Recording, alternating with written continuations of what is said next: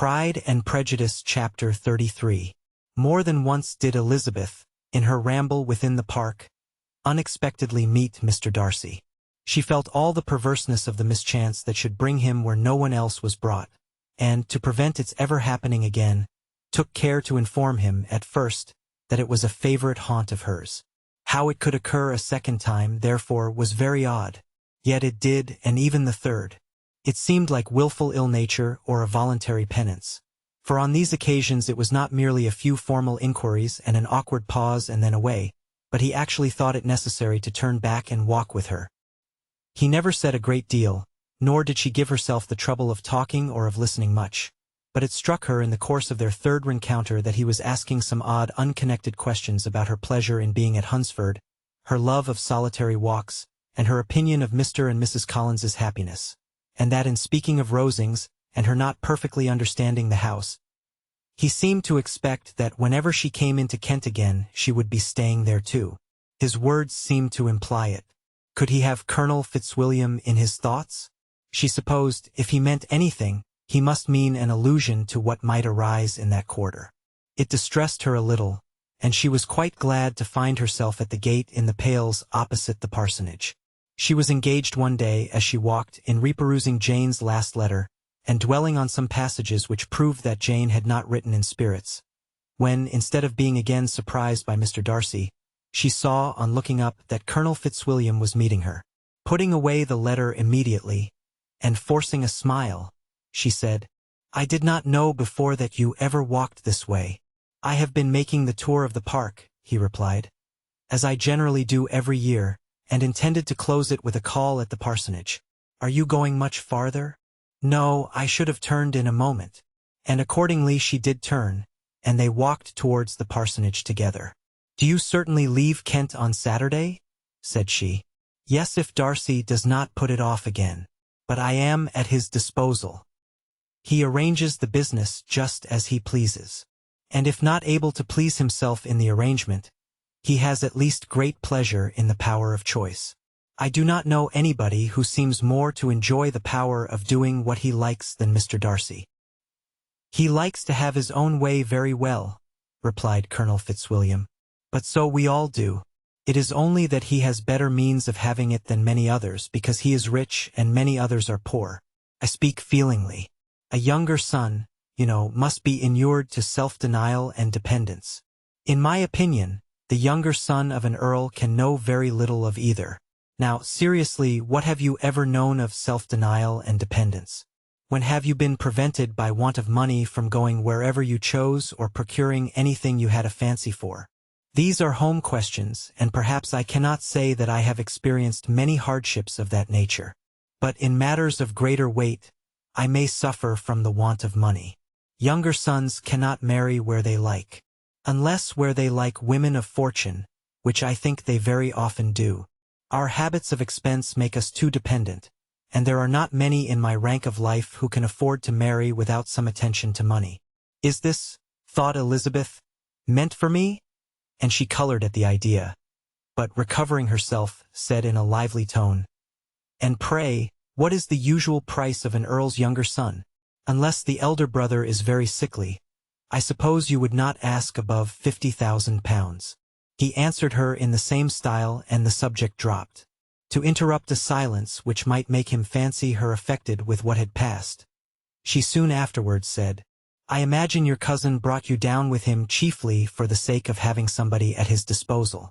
I wonder he does not marry, to secure a lasting convenience of that kind.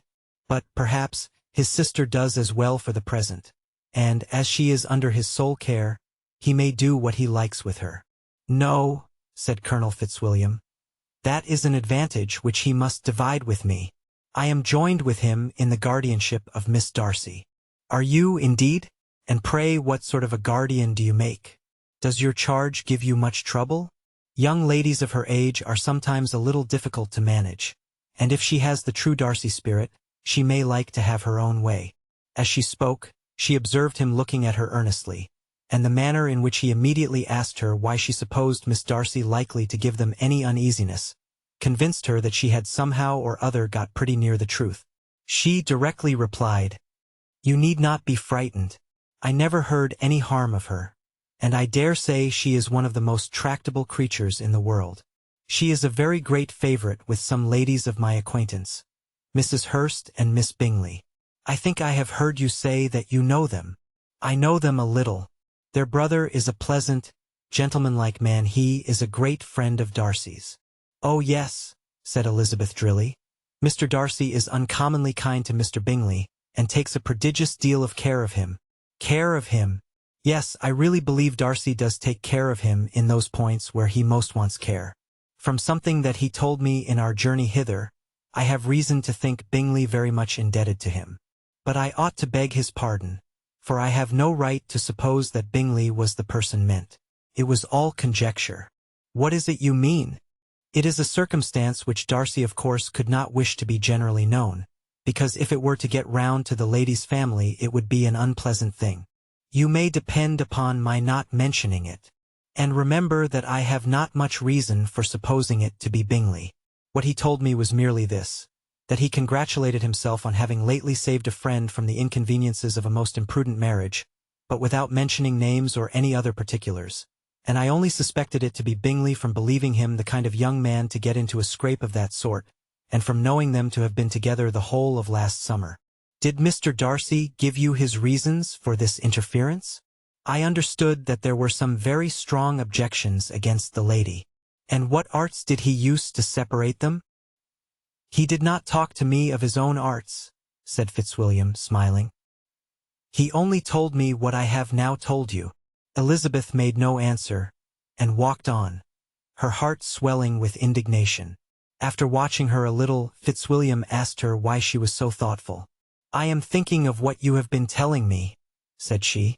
Your cousin's conduct does not suit my feelings. Why was he to be the judge? You are rather disposed to call his interference officious? I do not see what right Mr. Darcy had to decide on the propriety of his friend's inclination, or why, upon his own judgment alone, he was to determine and direct in what manner that friend was to be happy. But, she continued, recollecting herself, as we know none of the particulars, it is not fair to condemn him. It is not to be supposed that there was much affection in the case. That is not an unnatural surmise, said Fitzwilliam. But it is lessening the honor of my cousin's triumph very sadly. This was spoken jestingly, but it appeared to her so just a picture of Mr. Darcy, that she would not trust herself with an answer, and, therefore, abruptly changing the conversation, talked on indifferent matters till they reached the parsonage. There, shut into her own room, as soon as their visitor left them, she could think without interruption of all that she had heard. It was not to be supposed that any other people could be meant than those with whom she was connected.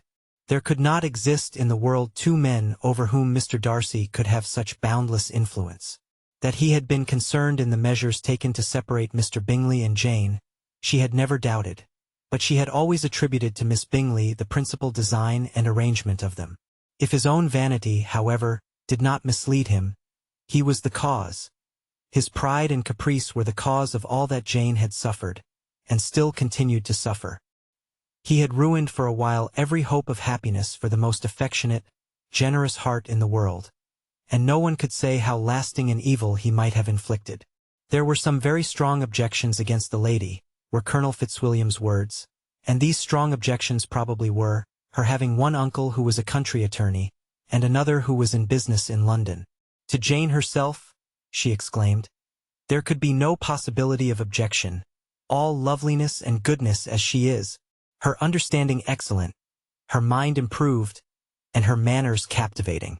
Neither could anything be urged against my father, who, though with some peculiarities, has abilities which Mr. Darcy himself need not disdain, and respectability which he will probably never reach.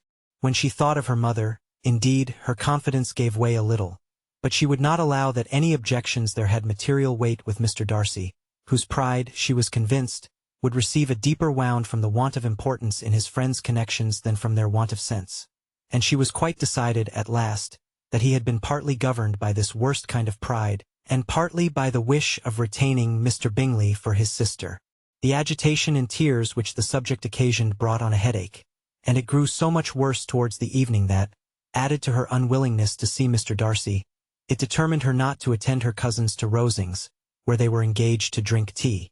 Mrs. Collins, seeing that she was really unwell, did not press her to go, and as much as possible prevented her husband from pressing her. But Mr. Collins could not conceal his apprehension of Lady Catherine's being rather displeased by her staying at home.